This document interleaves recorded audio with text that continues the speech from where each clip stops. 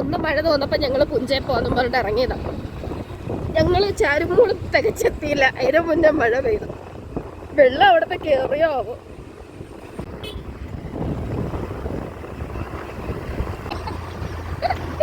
അതാണ് ആരോ മുമ്പിൽ മറിച്ച്.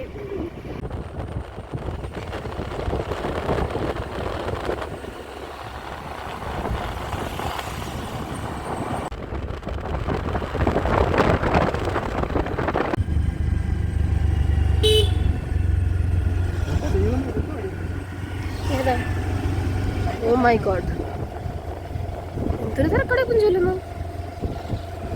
ഇവിടെ വരെത്തി. My God.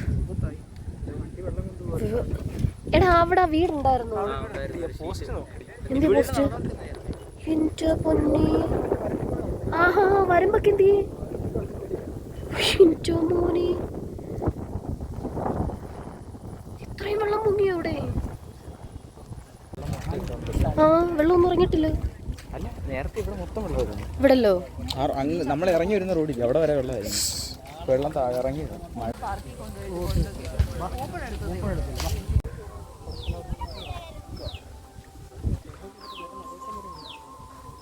ശരി. എനിക്ക് അവിടെ ഒരു പാലം ഉണ്ടായിരുന്നു. ആ ചെങ്ങായിയുടെ അത്രയും വെള്ളമുണ്ട്. പാലം ഒന്നും കാണുന്നില്ല.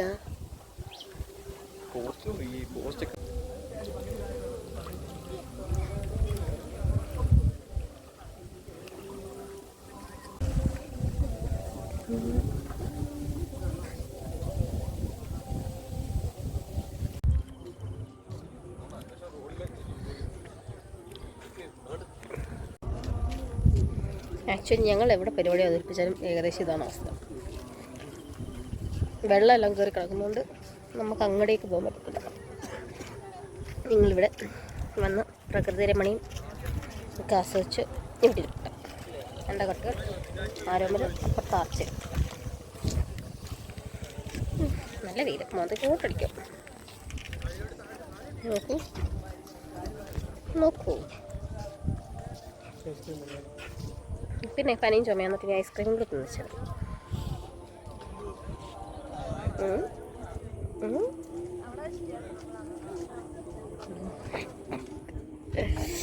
ഒരുപാട് നോക്കണ്ട, സുന്ദരന.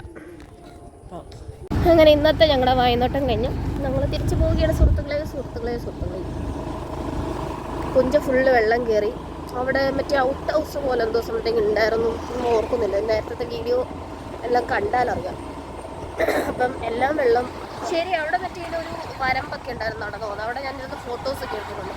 ആ വരമ്പും കാര്യങ്ങളും ഒന്നുമില്ല. റോഡ് വരെ ഫുള്ള് വെള്ളം. My God. പക്ഷേ കാര്യമായി ഞങ്ങൾ മറ്റേ മഴ പെയ്തുകൊണ്ട് മറ്റേ തകർത്ത് മഴ പെയ്ത സമയങ്ങളൊന്നും വരാം. അന്നേരമൊക്കെ മറ്റേ റോഡിനകത്തങ്ങ് മണ്ട വരെ വെള്ളമായിരുന്നു എന്നാണ് പറഞ്ഞത് അല്ലേ. അതുകൊണ്ട് ഞങ്ങൾ തിരിച്ചു പോവാണ്. ഇനിയും വല്ല ഫുഡ് അടിച്ചിട്ട് അങ്ങ് പോകാമെന്ന് വിചാരിച്ചു.